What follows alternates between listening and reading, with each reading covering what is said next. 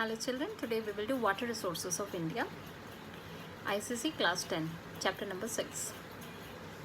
Now water is a very important resource as we know, and irrigation being one of the most important part of water resources. Irrigation refers to the artificial application of water from rivers, tanks, wells, canals and other artificial projects to the fields for the purpose of cultivation and agricultural activities. As we know, in India, about 60% of the cultivable land is dependent on monsoons. The economic significance of irrigation in India is reduced over dependence on monsoons, and agriculture productivity has been increased. Cultivation and production has increased. There's a reduce in instability in the output level, and there's an increase in opportunity for more production, and all this could be possible only because of the irrigational facility provided. Not only this, when irrigational facilities are provided, a lot more has to be included, like development of power, electricity, building of dams, which on the other hand could control droughts, floods, and hence a large number of things could be controlled. Now, what is the need for irrigation? Irrigation is needed for climate as well as crop-based reasons.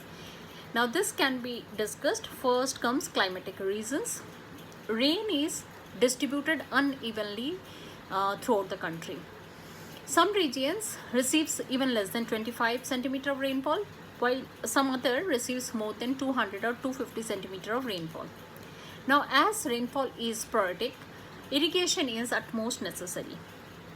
Secondly, India experiences seasonal rainfall, that is from June to September, while our agriculture is done throughout the year. So agriculture depends on the southwest monsoon winds. With the application of irrigation, multiple cropping can be done. Now monsoon in India is very uncertain and erratic. Its early or late arrival and early or late withdrawal affects the growth of crops. In such circumstances, irrigation becomes at most necessary. Next comes crop-based reasons. Now India grows both kharif crops and rabi crops, as well as zaid crops are grown. Now, as such, if we want to grow all the three crops, irrigation becomes necessary.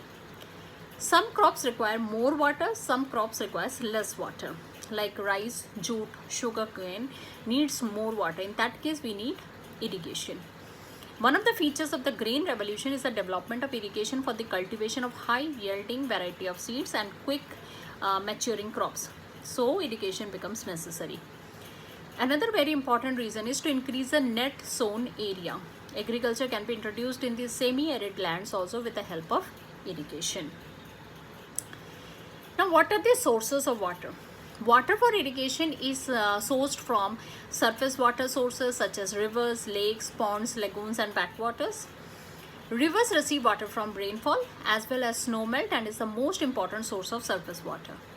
Now, lagoons provide brackish water which is not utilized for agriculture and cultivation of self-tolerant paddy. Groundwater resources form the second most important source of irrigation. It is held in soil and rocks which are permeable and pervious. As such, it is suitable for agriculture. Now, rainwater percolates through the soil, cracks and joints in rocks to form groundwater resources. It is obtained by digging wells or sinking tube wells.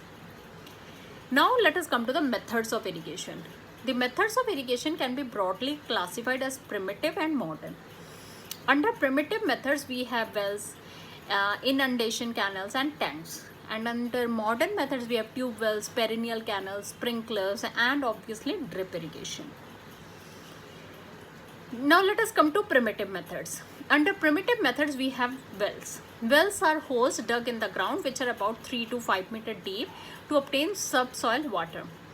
This method of irrigation has been in use in India since Indus Valley civilization, and there are different methods like Persian wheel, Rahat, Charas and Mott and Dingy was in which which are used, different things are used to lift water from the underground sources and used for drinking and bathing and as well as irrigation.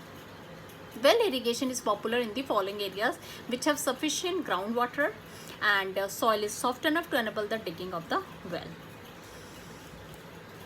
What are the advantages of wells? Firstly, farmers in India can afford, because they are very simple and cheap source of irrigation. They are independent source of irrigation. Any farmer can have their own well in their own farmland. Well irrigation does not make soil saline or alkaline. They can be dug at any convenient place. Several chemicals such as nitrate, chloride, sulfates are found in well water, which add, further they can add to the fertility of the soil. For well irrigation, the farmers do not pay to any agency, and as such it is an independent source of irrigation. But there are disadvantages also. Well irrigates only a limited area, say 0.2 hectares. Well may dry up during the summer season when it is utmost necessary. During periods of drought, groundwater levels drastically falls and there is not enough water available. Well irrigation is not possible in areas of brackish groundwater, and well irrigation is very time consuming. Although well irrigation is largely distributed in Uttar Pradesh, Rajasthan, Punjab, Bihar, Andhra Pradesh, Maharashtra, Haryana, Tamil Nadu, West Bengal and Karnataka. The second source of primitive method comes inundation canals. Such canals are the second largest source of irrigation, and these are again of two types: inundation canals and perennial canals. Inundation canals are taken out directly from the rivers without making any kind of barrage or dam. These canals are found especially in Punjab. They have been drawn from river Satluj. Now they have their own advantages. They are operationally without any cost. They also have the advantage of depositing silt on the agricultural land, which add fertility to the soil. But again, they also have certain disadvantages. They use excess water of the rivers at the time of flood and remain operational during the rainy season only. There is no system of regulating the flow of water, such as using lock gates or wires. As such, the flow of water cannot be controlled. These canals are found in Satluj, Ganga plains and Brahmaputra valley. In modern India, attempts are being made to convert them into perennial canals with the help of river valley projects. Another important primitive method is tank. Tanks are constructed by building earthen walls across a depression or river behind which rainwater collects. This is later used as dry summer months also. Condition required that there should be hard rock which should have an imperennial layer so that the water doesn't sip inside. There should be some means of filling up the tank repeatedly also. Now what are the advantages? They allow the surface water during the monsoon to be stored and to be used later. They are very easy to construct and very economical. They help to raise the underground water level. But again, it has its own disadvantage. They consume a great area of land which cannot be used for agriculture. They dry up in summer. A lot of water gets evaporated as they are shallow. In rocky terrain, it is difficult to carry water from the tanks to the field.